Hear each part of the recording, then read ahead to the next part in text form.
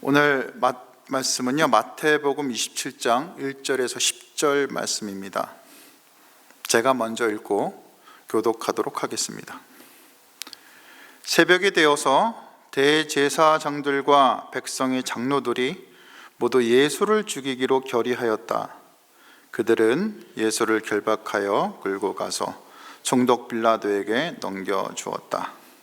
그때 예수를 넘겨준 유다는 그가 유죄 판결을 받으신 것을 보고 뉘우쳐 그 은돈 30잎을 대제사장들과 장로들에게 돌려주고 말하였다. 내가 죄 없는 피를 팔아 넘김으로 죄를 지었소.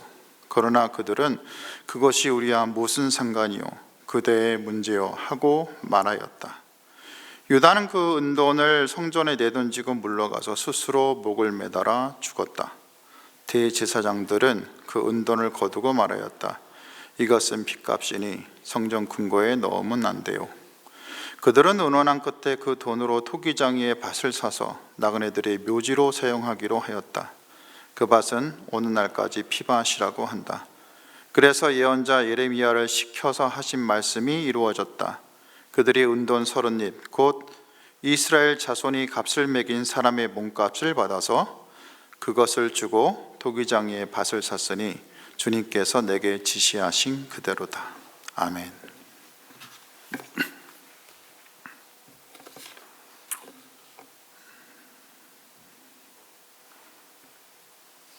칠흑 같은 어둠이 가득했던 한밤중 겟세마네 동산에 수많은 횃불들이 들어오고 병사들은 칼과 몽둥이를 들고 예수님을 체포하였습니다.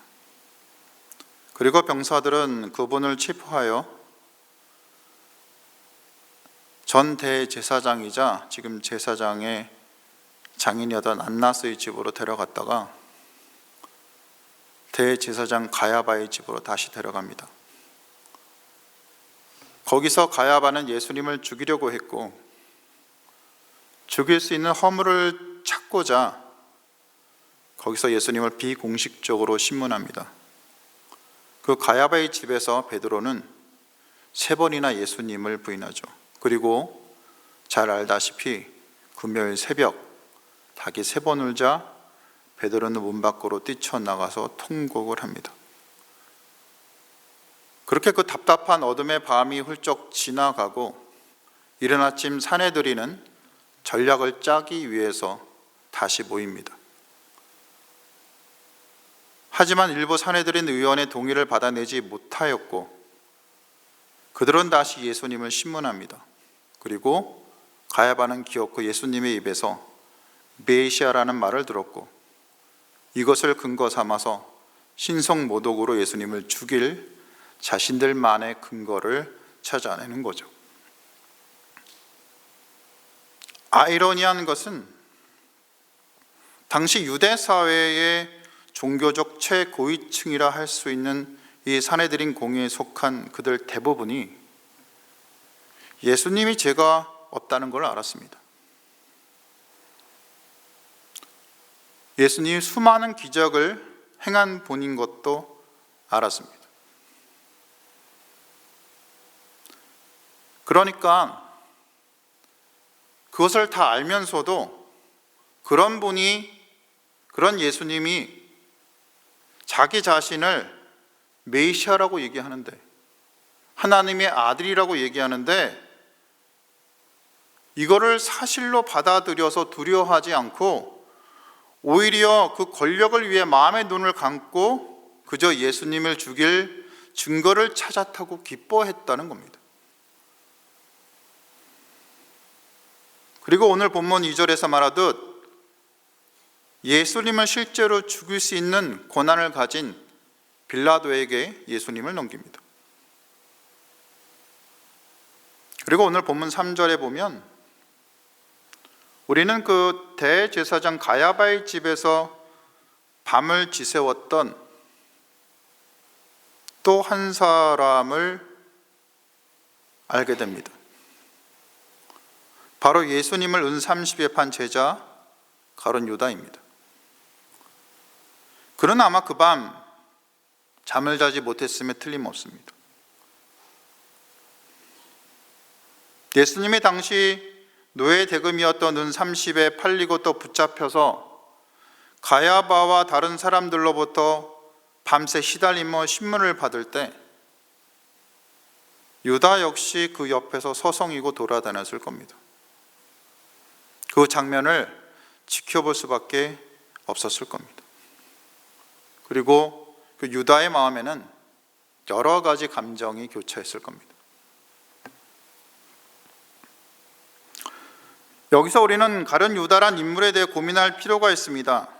우리는 그가 흔히 배신자이자 예수님을 판 인물 정도로만 평가하는데 우리가 기억해야 할 것은 그 역시 12사도 중에 하나였다는 겁니다.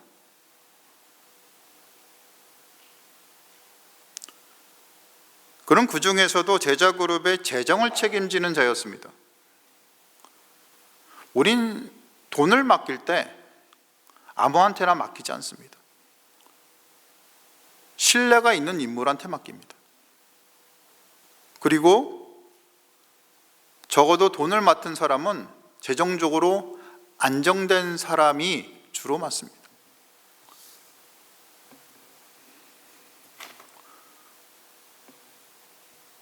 그리고 그는 또한 로마 시대의 레지스탕스라고 할 수 있는 열혈당원 출신이었습니다.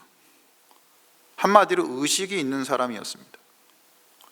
누구보다 이스라엘 민족이 로마로부터 그리고 지금의 썩어빠진 종교 정치로부터 벗어나서 오실 앞으로 메시아로부터 오는 새로운 나라가 세워지길 열망했던 열정을 가진 인물이었습니다. 그래서 그는 많은 예수님 그룹의 재정을 맡으며 예수 제자 그룹에 속했으면서도 아마 열혈 당원들과도 계속 연락을 했던 것 같습니다. 때론 그들의 요청에 자신의 재산 중에 물질을 보냈기도 했던 것 같아요. 그러니까 요한 사도로부터 이런 얘기를 듣습니다. 그는 도둑이라, 돈깨를 맞고 거기 넣는 것을 훔쳐감이라. 돈이 없어서 그런 것 같지는 않고요. 돈 욕심 때문에 그런 것 같지는 않고 아마 돈을 주물러서 거기에서 많은 쪽으로 돈을 아마 그 열혈 당원 쪽이나 자신이 필요한 쪽으로 돈을 보냈던 것 같습니다. 그러니까 가룟 유다는 예수님의 제자 그룹이었으면서도 그 예수님이 얘기하는 거에 철저하게 깊이 들어가지 못하고 약간 벗어나서 관조했던 것 같아요. 왜냐하면 그분의 많은 기적들을 보았죠.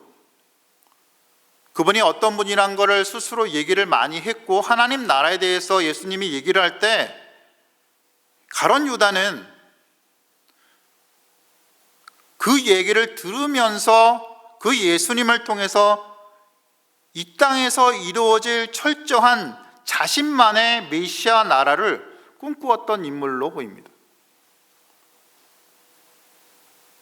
이는 다른 베드로나 요한이나 야고보 등 다른 제자들과는 약간 구별된 그러한 모양이었던 것 같습니다. 그러니까 대부분의 제자 그룹들은 예수님을 따르면서도 그들 역시 자신의 메시아 나라를 꿈꿨죠. 그래서 높은 지위를 올라가려고 서로 싸우고 했었죠. 하지만 그래도 죽음과 고난을 말씀하시는 예수님을 나름 그대로 묵묵히 따르려고 했습니다. 그런데 가룟 유다는 자신이 3년이나 예수님을 따라다녔고 그랬으면서도 열망하고 바라던 그 힘으로 열방을 다스리는 메시아 나라를 이루는 것을 자신이 꿈꾸었는데 예수님을 통해서 이루어질 거라고 생각했는데 예수님이 그걸 원하지 않는다는 걸 알게 된 거죠. 오히려 예수님이 자신의 죽음과 고난을 통해 이 땅에 하나님 나라를 임하게 하신다는 그 말씀을 하실 때 자신도 모르는 분노가 솟구쳤던 걸로 보입니다. 그러니까 가룟 유다는 자신이 그렇도록 바라던 다윗 왕국이 이루어지기 힘든다는 것을 정말 받아들이기 어려웠던 것 같아요. 그래서 거의 심리적으로 무너진 상태에서 이 아무런 대비 없는 마음에 요한복음 13장에서 요한 사도가 말하듯이 사탄이 가룟 유다에게 예수님을 팔 생각을 넣어버립니다.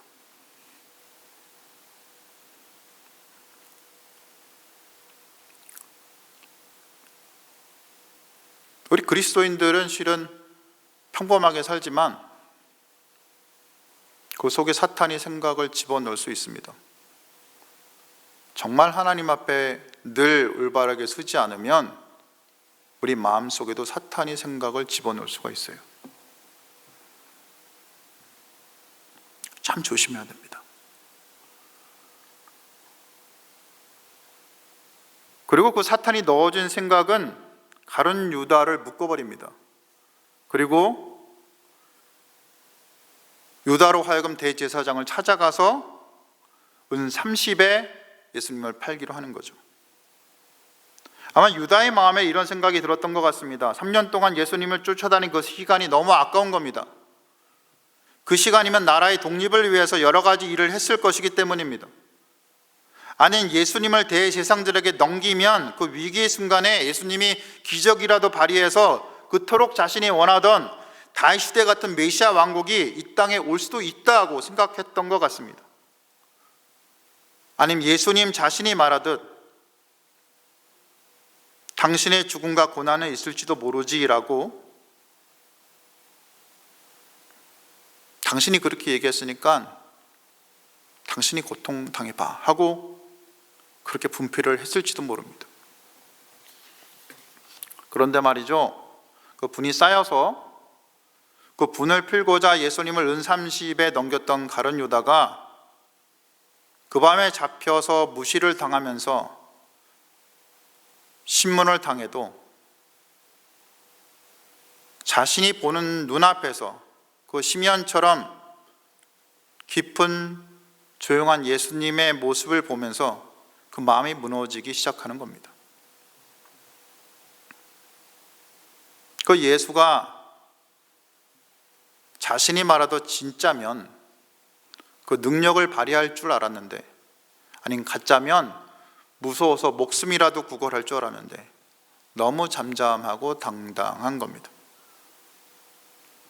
아무런 대꾸도 없이 그 밤을 그 신문을 받으면서도 잠잠히 보내시던 예수님이 다음날 아침 자신을 메시아이자 하나님의 아들이라고 차분하지만 너무도 당당하게 말씀하시는데, 그것을 보는 유다 자신의 가슴도 철렁 내려앉았던 겁니다. 그리고 그 고백을 이유로 예수님이 유죄 판결을 받자 유다는 자신이 저지른 죄가 도대체 무엇인지 그제서야 깨닫게 된 거죠. 두려움과 후회에 휩싸인 채로 유다는 다시 대제사장들을 찾아가서 자신이 받은 은 30을 돌려주며 말합니다. 내가 무지한 피를 팔아서 죄를 지었습니다.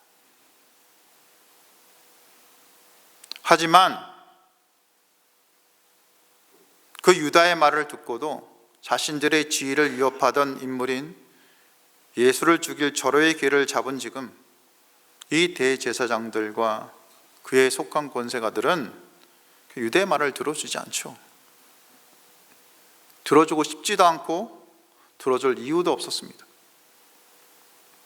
그들은 자신들은 아무런 죄가 없다는 듯이 뻔뻔한 말투로 유다에게 말합니다. 그것이 우리와 무슨 상관이지? 네 문제잖아.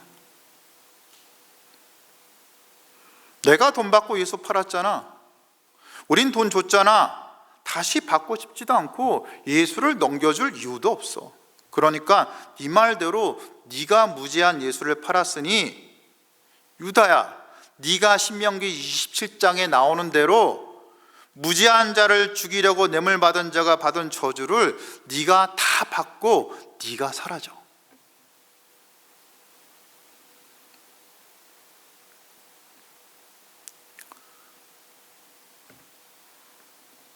그들의 이 말에 유다의 억정은 무너지고 맙니다. 자신은 어떻게 다시 예수님을 살릴 힘이 없습니다. 아무런 것도 할 수 없습니다. 자신은 은 30에 예수님을 판 죄인으로 남을 수밖에 없습니다. 유다는 분노하여 은 30을 성전에 집어 던집니다. 그리고 그곳을 빠져나오는 거죠. 나오는 길에 아마 그의 눈에서는 뜨거운 눈물이라도 흘렸을지 모릅니다.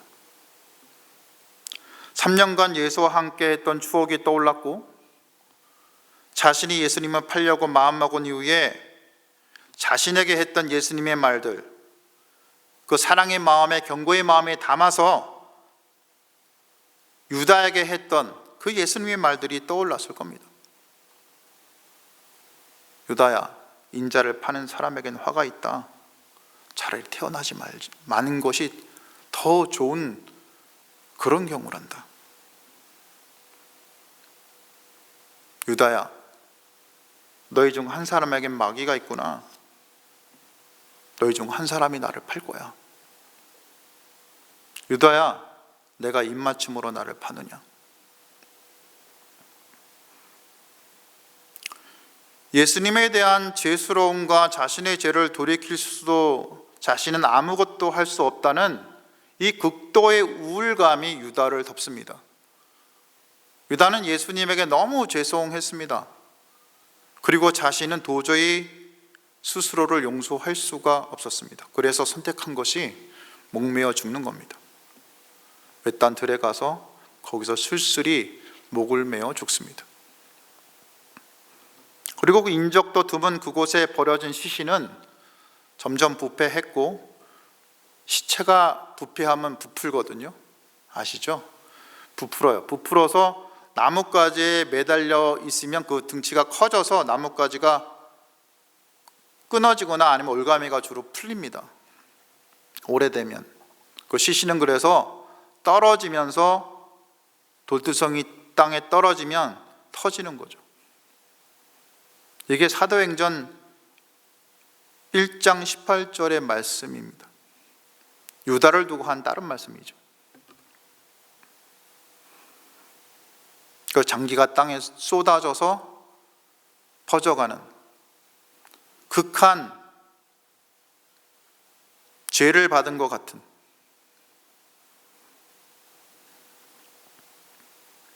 그래서 사람들은 이곳을 피밭 아겔다마라고 앞으로 부르게 됩니다.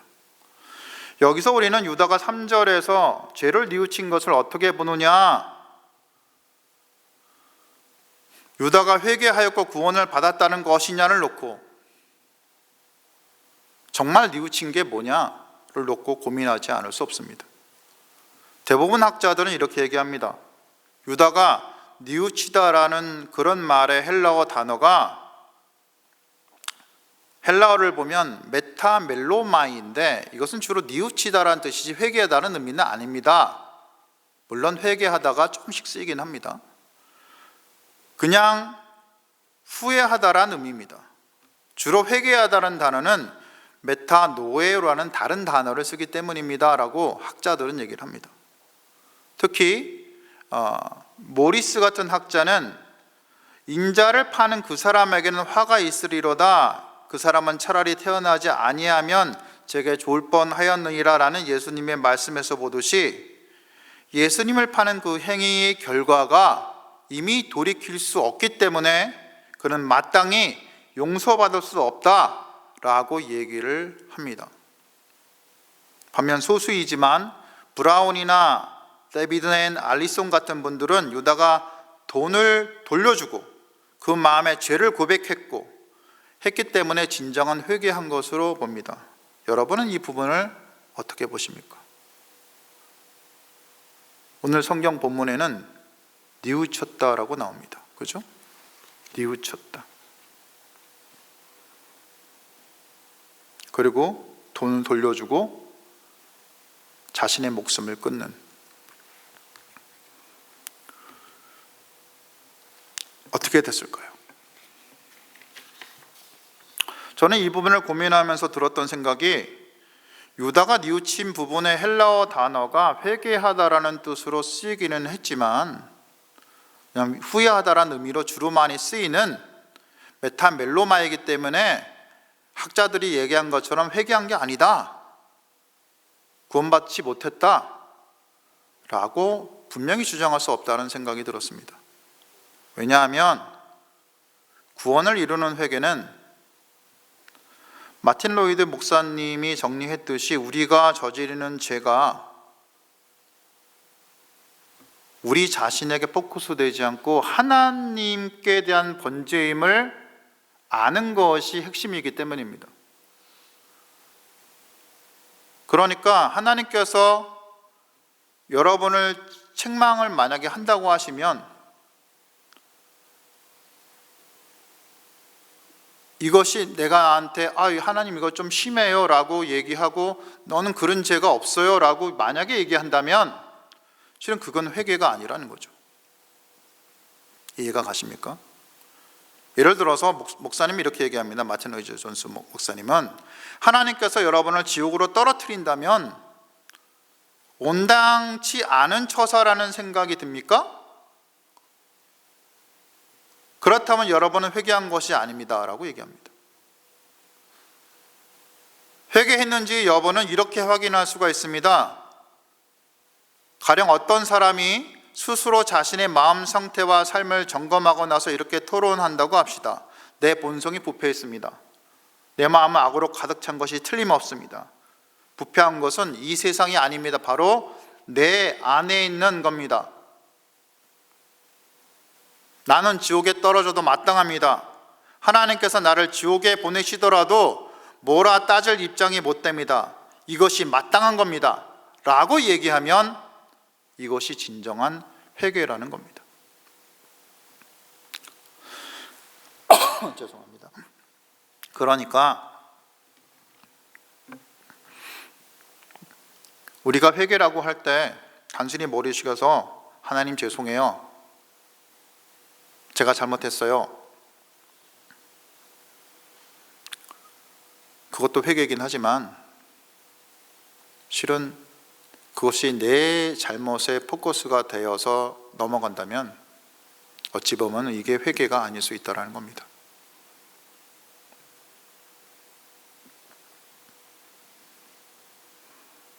그러니까 유다가 진정 회개했는가 아니면 후회한 것에 불과한가의 논의는 지금 우리가 알 수 없다는 겁니다. 그가 단순히 자신의 잘못을 겉으로 깨닫고 감정적인 행동으로 목숨을 끊었다면 그냥 단순한 후회를 한 죄인의 길을 갔을 것이고, 아님 그가 하나님께 자신의 죄악됨을 온전히 고하고 자신의 죄에 못 견뎌서 나는 도저히 견딜 수 없는 죄인입니다 라고 고백하고 죽을 것을 택했다면 비록 그가 자살은 했지만 그것은 진정한 회개를 했기 때문에 그에게 소망이 있다는 겁니다. 그 결정은 하나님만이 아실 수 있다는 겁니다. 말씀을 정리합니다. 우리는 어떻게 예수님을 믿고 살아갑니까? 우리가 바라는 것을 이루는 분으로 예수님을 믿습니까? 아님 그분의 뜻을 알고 그분의 뜻을 조용히 따르기를 원하는 삶을 살기를 바랍니까? 우리는 진정 회개를 이루고 살아갑니까? 우리가 저지르는 죄가 하나님께 저지른 것임을 알고 그분 앞에 우리의 부패한 죄성을 고하며 오직 주님만을 따르기 원하십니까? 아님 난 그렇게 많은 죄를 지지 않았어 라고 얘기하고 살기를 원하십니까? 우리 모두가 하나님 앞에서 우리를 온전히 내려놓고 주님의 길을 걸어가는 자들이 다 되기를 주님의 이름으로 축원드립니다. 오늘 말씀을 놓고 기도하겠습니다. 정말 예수님을 믿고 그분의 뜻을 알고 우리가 원하는 것이 아니라 주님이 원하는 것을 알고 믿고 따라가는 자들이 다 됐으면 좋겠습니다. 우리 앞에 진정한 회개가 있었으면 좋겠습니다. 회개는 나의 죄된 것을 실은 고백하는 겁니다. 내 속에 선한 것이 없음을 고백하는 겁니다. 선한 것이 하나도 없어서 그래서 하나님 앞에 정말 죄송하고 그래서 그 죄송한 마음을 가지고, 하지만 오직 예수의 피로, 오직 예수님의 십자가로 우리가 선하게 살 수 있다고 고백하고 사는 겁니다. 그렇게 살아가는 자들이 다 될 수 있도록 기도하시기 바랍니다. 오늘은 다음 세대를 위해서 기도합니다. 우리 아이들이 정말 예수의 제자로 잘 커갔으면 좋겠습니다. 우리가 사실 기회가 많이 있는 교회입니다. 그런데 그 기회를 놓치지 않았으면 좋겠습니다.